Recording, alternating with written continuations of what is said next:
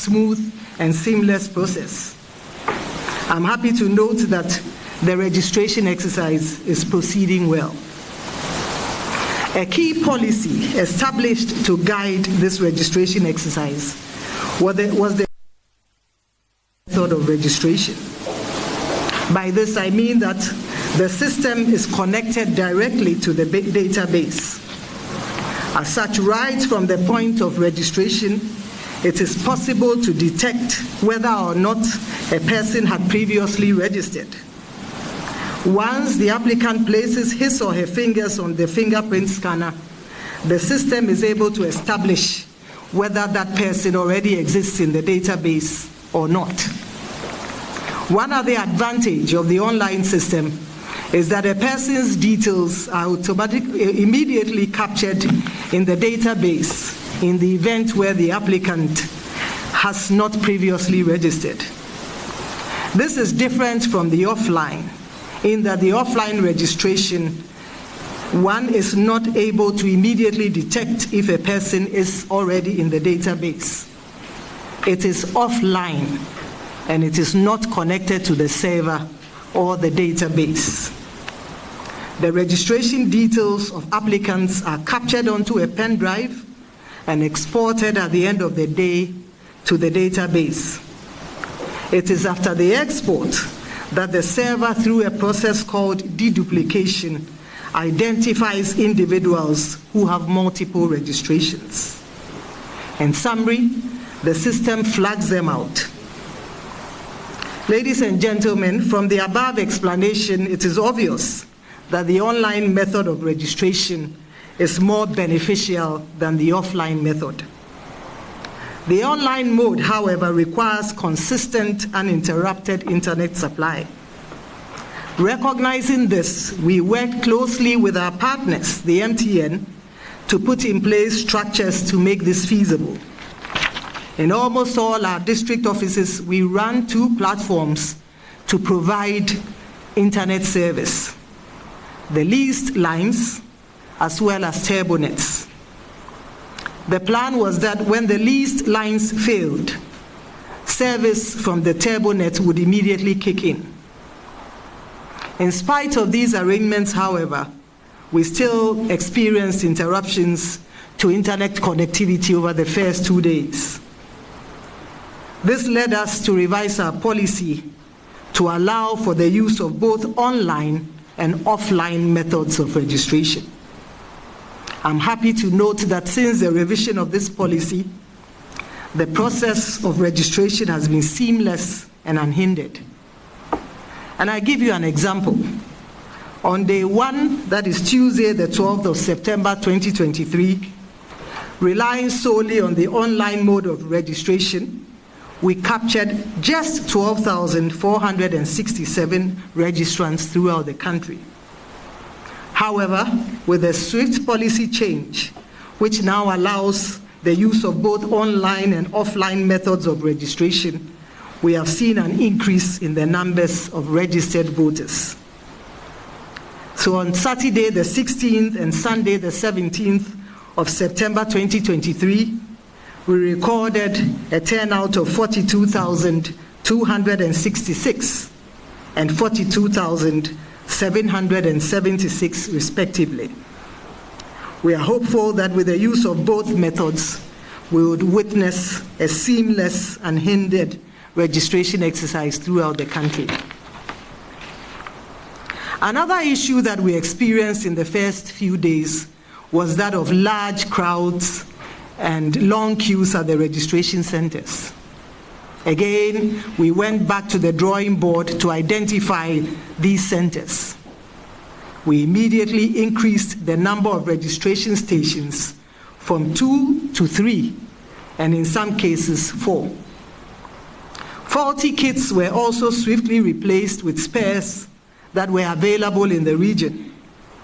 And so, for instance, in the Tamale Metro office, we experienced issues with the kits sent there, resulting in a registration figure of 4 voters only on day 1. We quickly stepped in and replaced the faulty kits, and the registration is going on there seamlessly. Additionally, to do with the long queues in the Tamale metropolis, we have increased their registration stations from 2 to 4.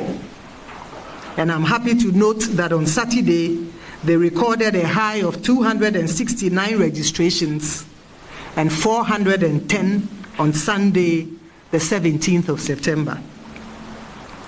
I share these examples to demonstrate that as a commission, we are on the ground and working around the clock to ensure that every eligible voter who is eligible to register or who is desirous to register as a voter does so with ease.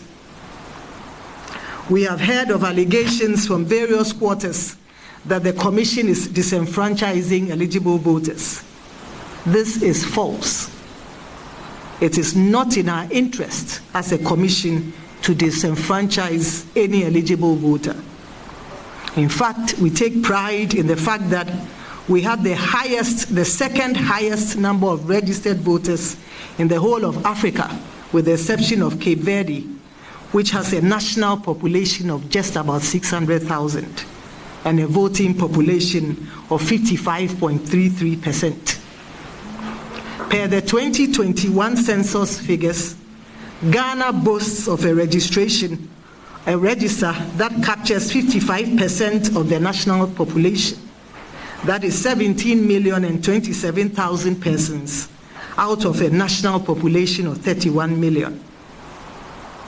As a commission, we pride ourselves that our voter registration population meets international best practice for the registration of voters.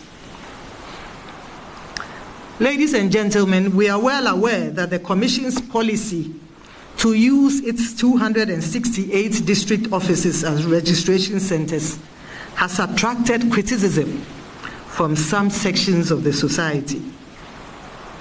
As you may be aware, the Commission conducted a full-blown registration exercise in some 33,000 plus polling stations throughout the country in 2020.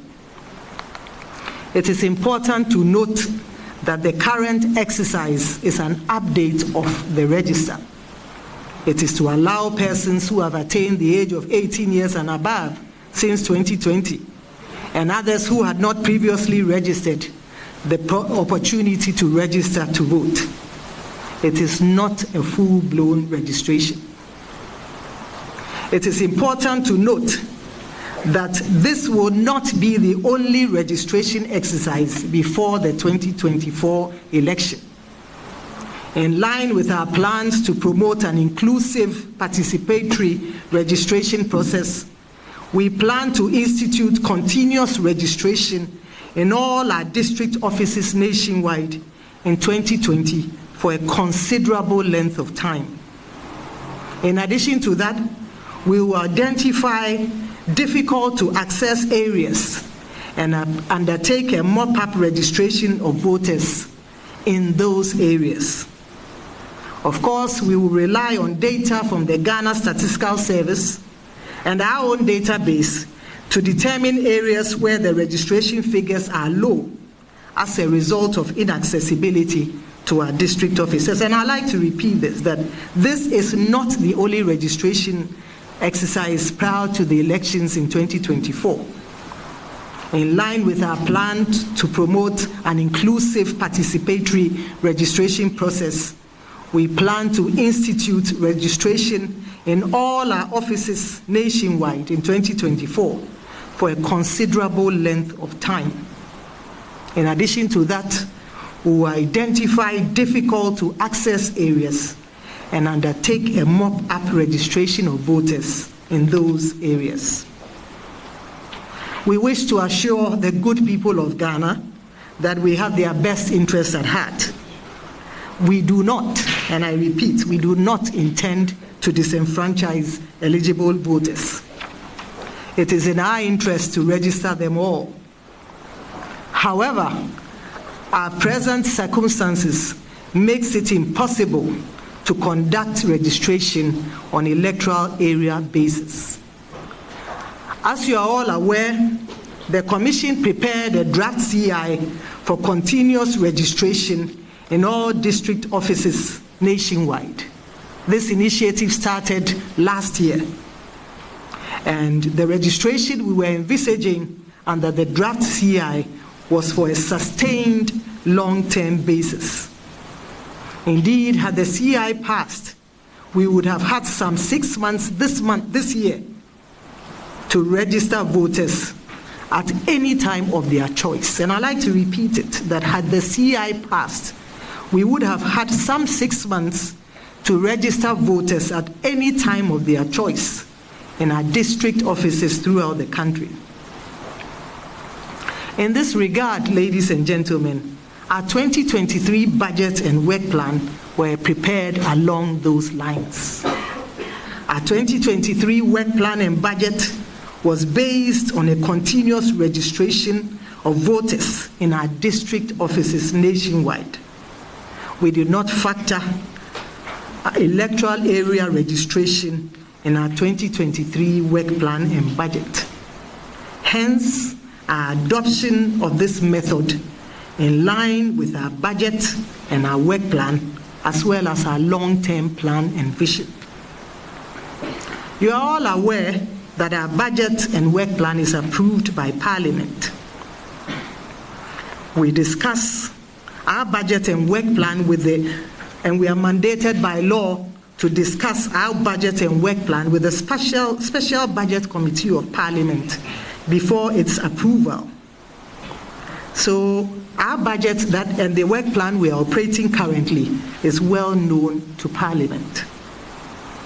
As mentioned, our plan for 2024 is to undertake a mop-up exercise in the difficult-to-access areas after our continuous registration exercise in all our district offices throughout the country.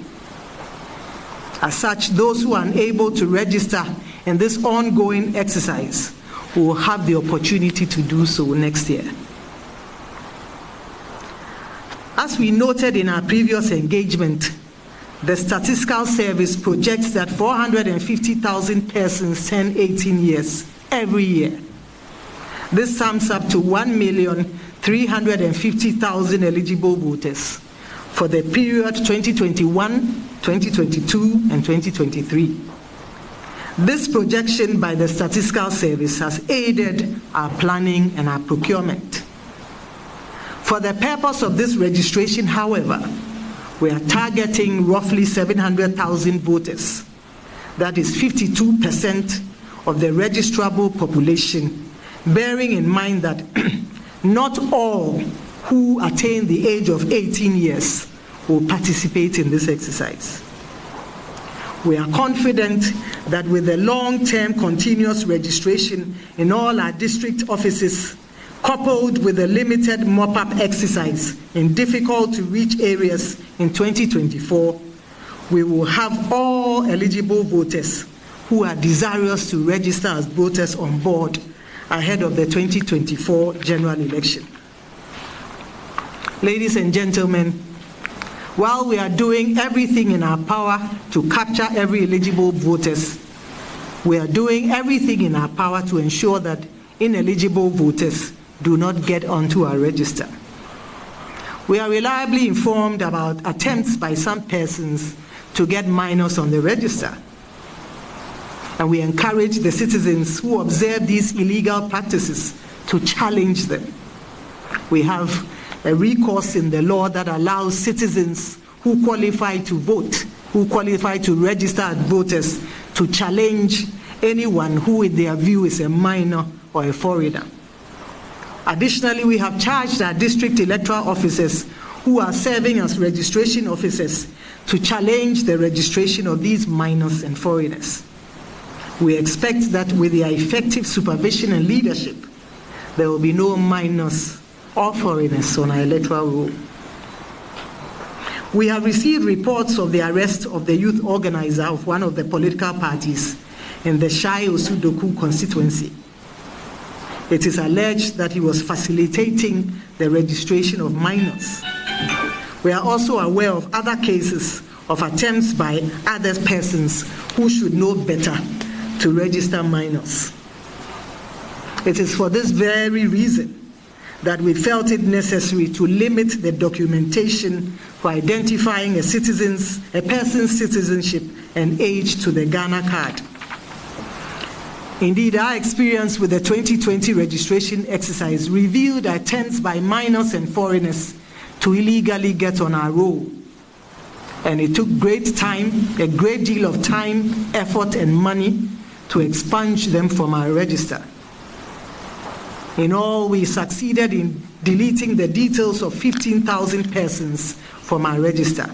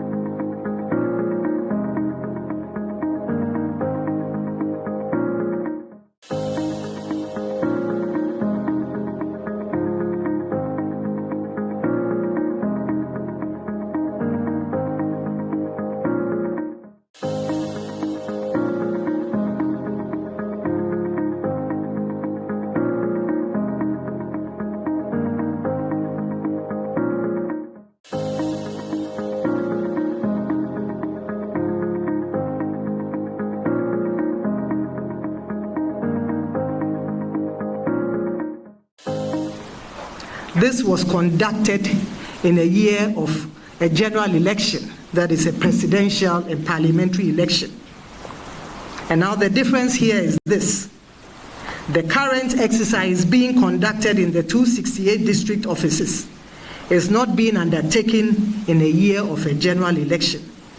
Hence my call to the Electoral Commission in 2016 to expand the scope of the registration. That is not to say that the district level election is not important. It is. However, as mentioned, I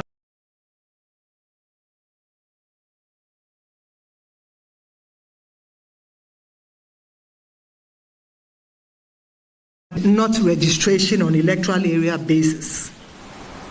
I place on record that our plan for 2024 is not the same and will not be the same as what is being carried out today. Neither will it be the same as what happened in 2016. I'd like to take this again. I mentioned that the 2023 DLEs are important to us. Indeed, they are important elections indeed. However, as mentioned earlier, our budget and work plan for 2023, which Parliament approved, was based on a long-term continuous registration and not registration on electoral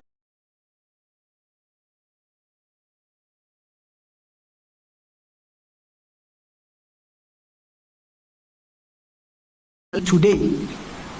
Neither will it be the same as what occurred in 2016. In the lead up to the 2024 presidential and parliamentary elections, we will roll out a continuous registration of voters for several months in the district offices.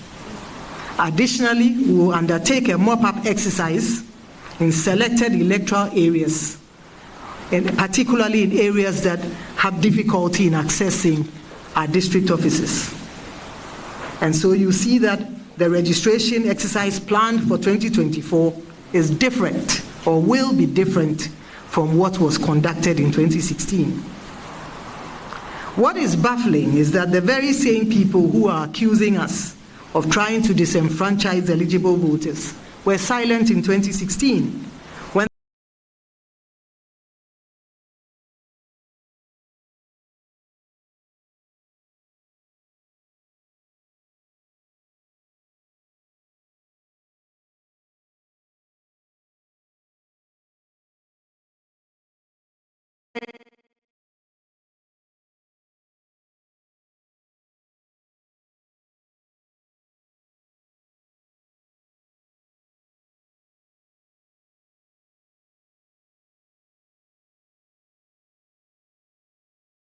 reported having faulty kits on the first 2 days.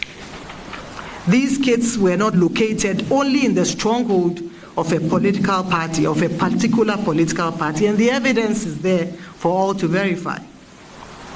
The only region that did not report any faulty kits is the Savannah region. All other regions had faulty kits which were swiftly replaced. As many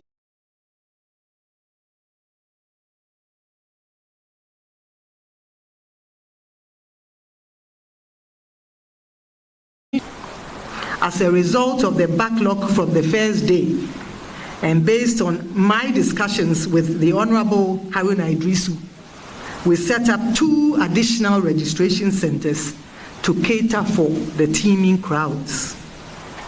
In all, the Tamale Metro Office has 4 registration stations, and this has helped to ease up the long queues and traffic. As a commission, we remain open to constructive dialogue and call on our stakeholders, particularly the leadership of political parties, to engage with us to ensure a successful exercise. I wish to emphasize that in 2024, once again, the Commission will undertake a continuous registration in all districts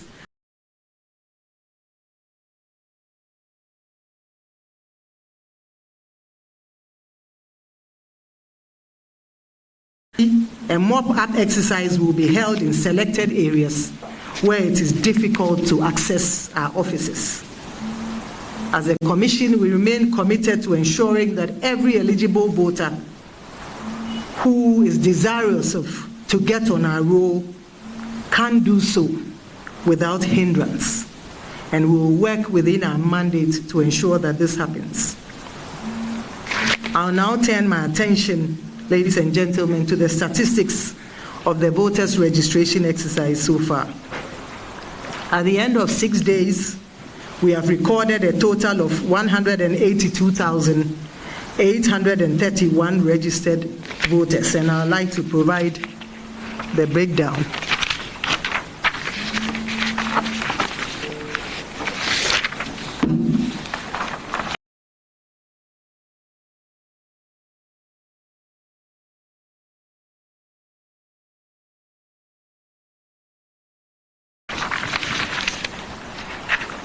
So I think I'll start with Western Region. Out of the 182,831 registered voters as at day 6, Western Region recorded 11,644, representing 6.4% of the total registered to date. Western North registered 6,491, representing 3.6% of the total registered to date. Central Region has registered 17,590, representing 9.6%. Greater Accra Region has registered 27,264, representing 14.9%. Volta Region has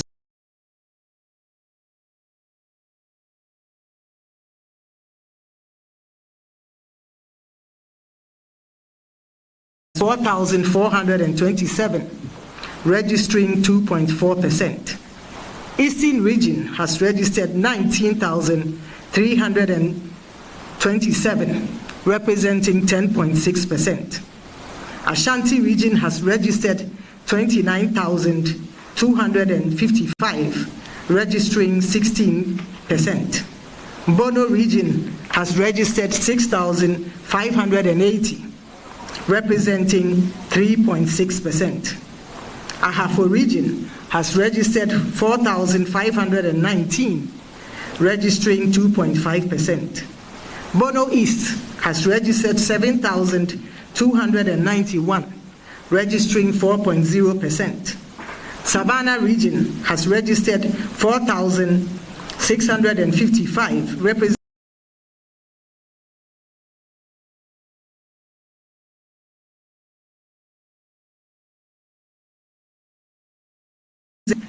registering 7.1%. Northeast has registered 4,244, representing 2.3%. Upper East has registered 8,639, representing 4.7%. Upper West has registered 5,241, representing 2.9%.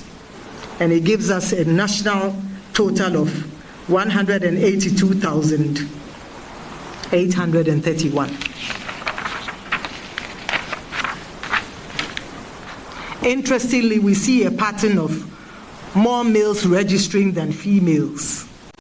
And so at the end of day 6, 53.9% of males had registered as against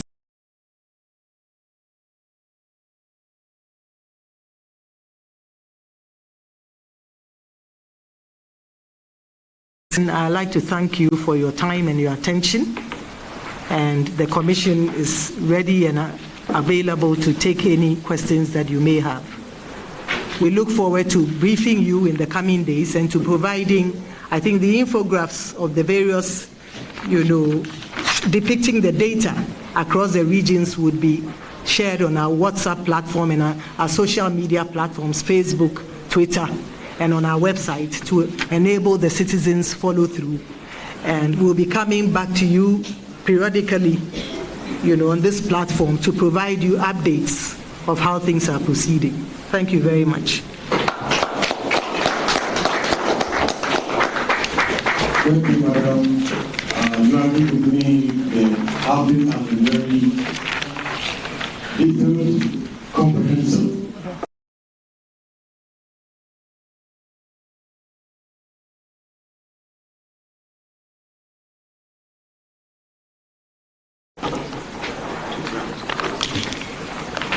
We're going to have 2 rounds of questions. Please move this way. Move this way. Not pass here. So we'll take it here. 2 rounds of questions. The first round, we take a number, and then move to the second. And now we go for the lead. So we're starting with you. You identify yourself and your question. Thank you very much. My name is William Gage. I report for PISA. You did indicate in your presentation that the current budget you are working with now is not the same as what was approved for you for 2004 registration. No such thing. No such thing. 2024 elections. No such thing. But go on. Okay. My question is that many have accused you of operating under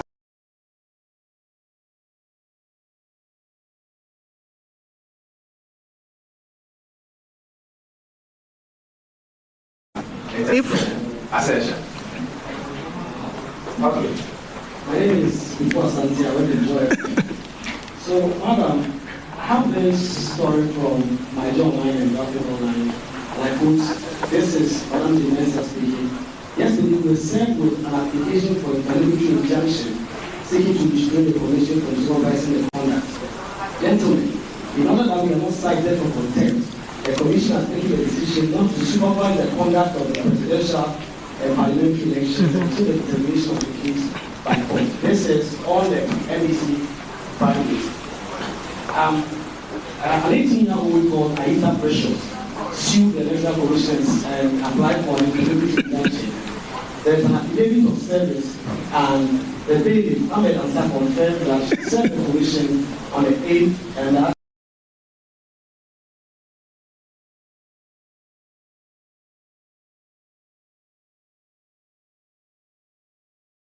this application.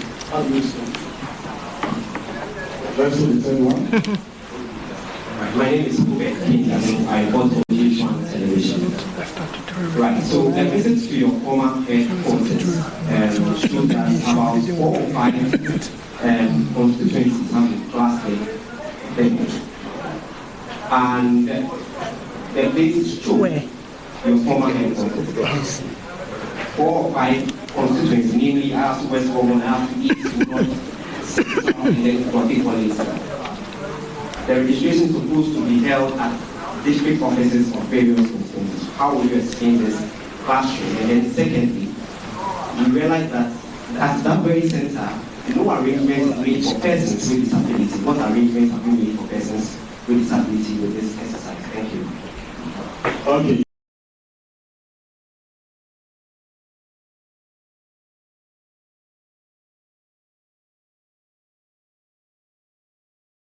Is happy with the work it's done so far. Former President John Mahama on Friday visited the headquarters. He, to a large extent, again acknowledged the huge numbers. But he says it goes to the point that when you limit the verification for registration to the Ghana card, then you won't get these numbers. And so if the Commission in 8 needs a reason to move away from the idea of using the Ghana card as the sole document for registration, this limited voter registration should be the evidence to the EC. Well, let's take the last one on this round. My name is Eric. I work with TV3. I'll just add a bit more to Bikwa Santa's question about the interlocutory injunction. The council says that content application was sent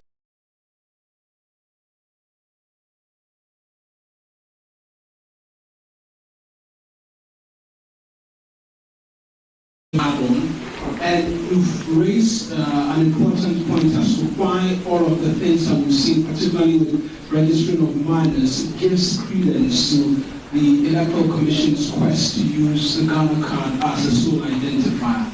The National Identification Authority for some time has been making the case and making it quite strongly that its database is ready for the Electoral Commission to latch on to. If the Ghana card is a prerequisites to eliminating all of these, what is preventing the Electoral Commission from using the database? We spoke to Professor Akiko, who's repeated the same narrative again.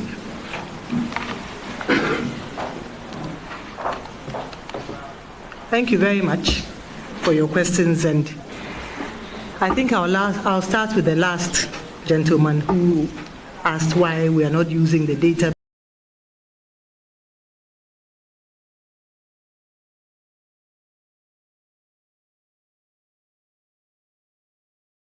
For the national identification card was not done on polling station basis.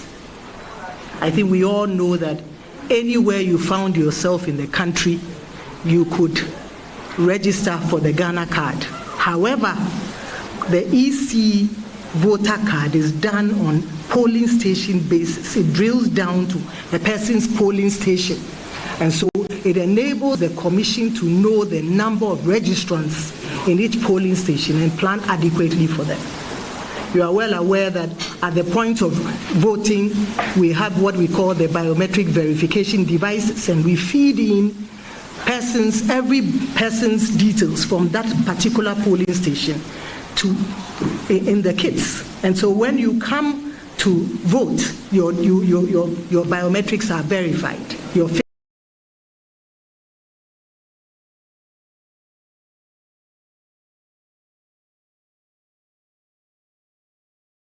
basis, which is unfortunate, because I believe in the planning of these things, we should have been able to jaw and come to that discussion that let us do the Ghana card on polling station basis.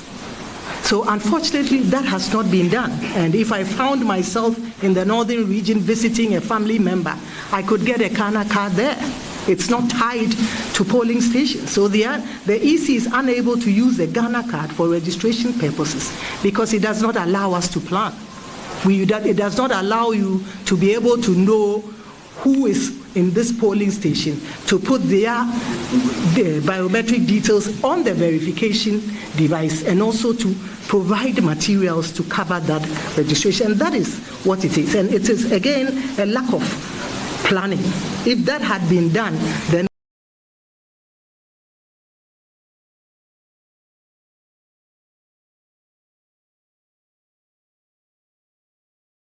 talked about service on the commission on the 8th of September, Friday the 8th of September. To the best of my knowledge, we do not have anybody in our legal department called Daniel. Neither is the head of our legal called Daniel. There is no person called Daniel in our legal department. And as we speak, the commission did not become privy to that documentation or that service, that writ, until Wednesday, because on Monday the commission was on the field, and on Tuesday we were on the field, and it was only Wednesday after the exercise that we became privy to that service. So I'm sorry to say that per the record of this bailiff, there's no person called Daniel in our legal department.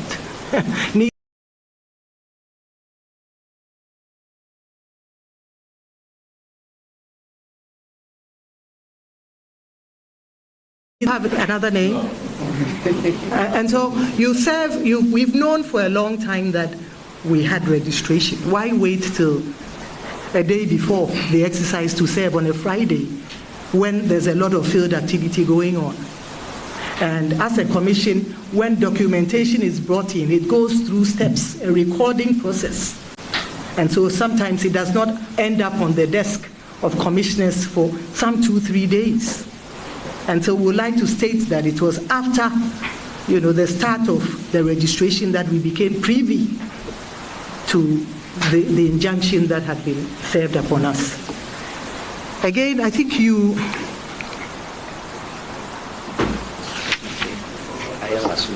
yes, you talk about the old office, and as you know, it was a complex that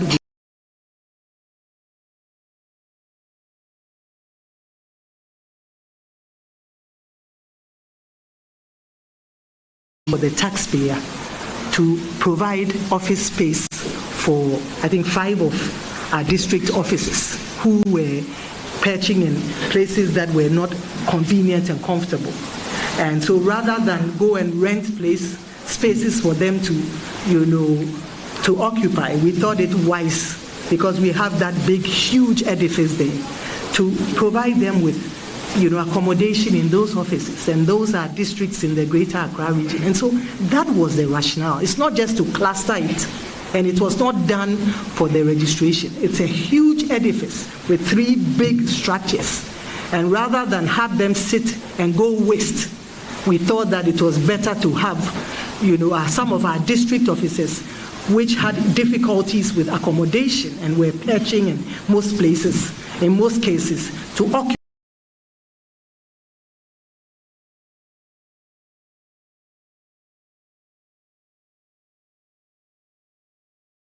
And I recall that even in 2020, when we had registration on the polling station basis, you have traffic. The whole idea is to build efficiency into your process. And so realizing that the exercise was highly participatory, we increased the number of registration stations in most of the places. Indeed, we've had consistent engagement with our officers on the field, and they come back to us, they say, we have a lot of traffic here, we have long queues here, and so we immediately give approval for new registration stations to be added on. And so that's how we do it. But having traffic is not an issue. This is what it should be, but we should be efficient to provide registration stations to manage the queues, to ensure the swift,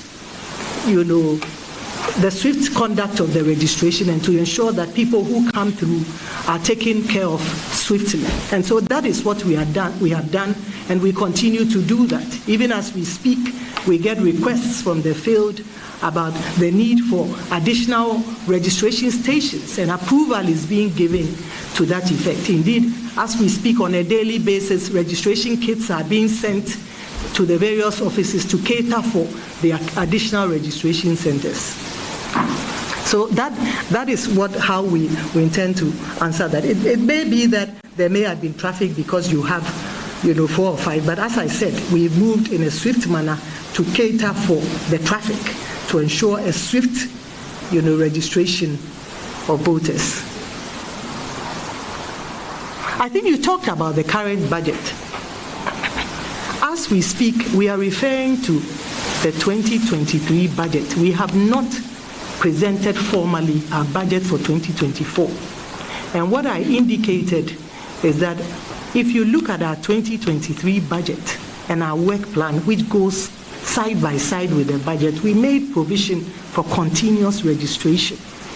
We did not make provision for registration on an electoral area basis. And so it is impossible for us to go when your budget has been approved by Parliament and your work plan has been approved by Parliament to decide down the line when monies have been earmarked for your activity to go doing electoral area registration. I did mention, young man, my friend from Peace, that we discussed these budgets extensively with Parliament, with the Special Budget Committee of Parliament, and before we get approval for these budgets. And in 2023, that was done. In 2023, that was done. The disability. Madam Chair has answered all. Disability. A question on disability. I think disability, we have a policy which requires our officers to give preference to persons with disabilities, including pregnant women. So in all our registration centers, persons with disabilities and pregnant women and the elderly, they are not supposed to queue. As soon as they get there, they are supposed to introduce themselves to the registration officials, and they are always attended to. And so far, we haven't received any reports to the contrary that they've not been attended to. Thank you very much. Okay. Then on the issue of the disability. No, the Ghana card. Yes, I'll come to that. That. Our biometric verification kits, if you go to most of the centers, they are downstairs. I hope you get it. So if you are talking about areas where they cannot actually access because they are in higher buildings, most of the registration centers are downstairs, and the physically challenged can access to those areas. Thank you. I think the Ghana card, I think you raised a question about, the assertion that the use of the guarantor system is what has ensured the long queues in the registration center. So why are we complaining about the long queues then? Because it's good for us, isn't it? If the guarantor system allows everybody to come, then we should not be complaining about long queues. It's good for us. But we hear complaints about long queues.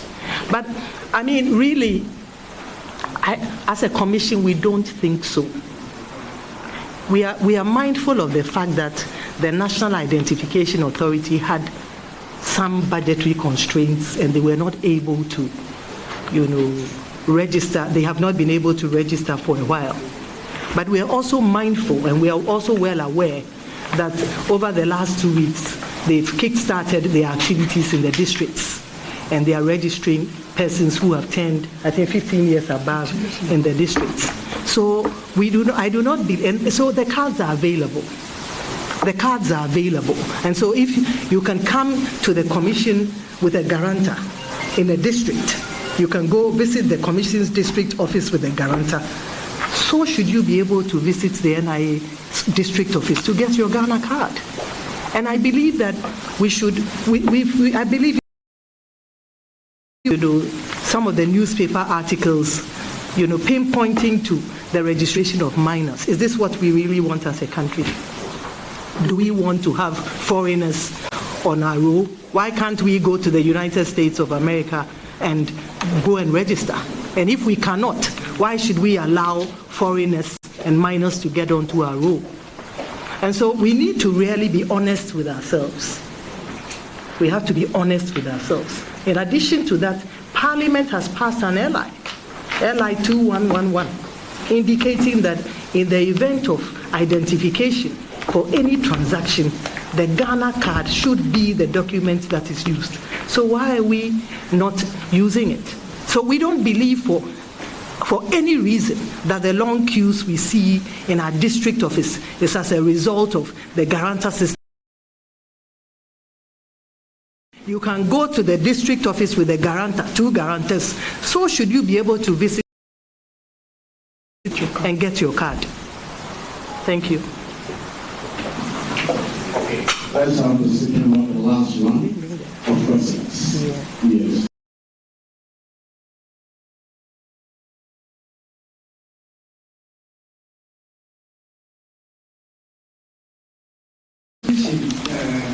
You indicated, say, this is not going to be the final exercise before doing it. Meanwhile, with your statute or by the law establishes, you are supposed to expand the frontiers of electoral process for people to have access to it. It doesn't matter if the general elections or the district assembly elections. But I kept mentioning this is not going to be the last one. Meaning, if you miss this bus, then you can join the other one. Meanwhile, every election is supposed to be as important as the other one. And some also have this registration exercise in 3 years. You have a backlog. So if you have done this in all these 3 years, you could have people who turn 18 over the period register. But you have this backlog, and they are all supposed to congregate at a district police, at district office, and have this done within 21 days. President, so the question is, are you prioritizing the 2024 presidential elections over and above the district elections? Thank you. The one that you the long time.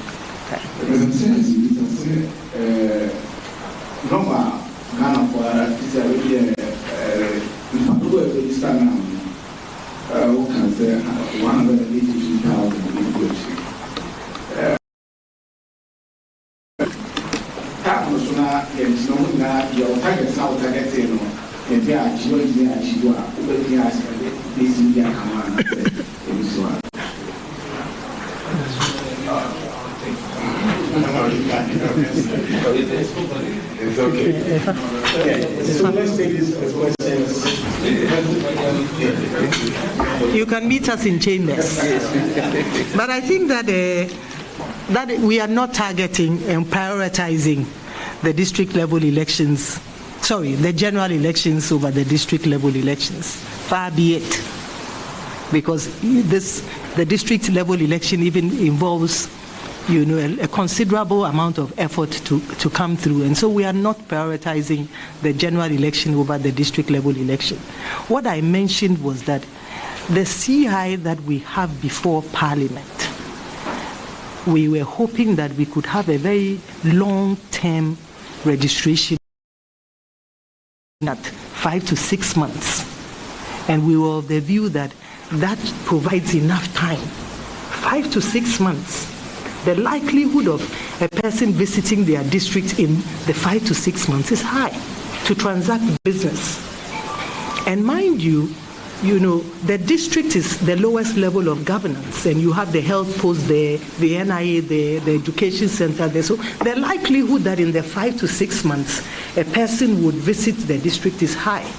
And so we are hoping that that provides some ease. It is not limited, and a person within that time should find it possible to visit the centers to get registered. And this was the expectation of the commission. And it was in that spirit that, the budget was prepared, our work plan was prepared. Unfortunately, we were not able to do it. But because of the importance we place on the DLE, we still thought it, put in place some registration at the district level to enable first-time voters to get on board if they so wish to vote in the DLE. So it is not to say that we prioritize the general elections over the DLEs at all. And then on the question of target, surely we believe that if we are unable to reach our target at the end of the exercise, we will go back to the drawing board. As I have said, we are a hands-on commission. We are on the ground, and we are not sitting far away from the ground. We are there on a daily basis. We are there, we are working on the ground, we receive updates. So if it becomes necessary to extend the days, the commission would do so to ensure that those who have not been able to get on board would do so. Thank you very much.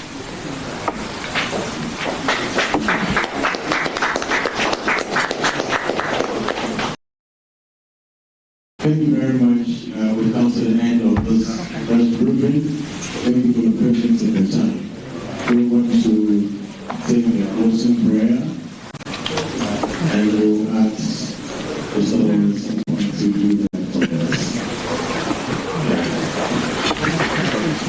Thank you. Thank you. Our Father in heaven, we thank you this afternoon for giving us this day that you have made.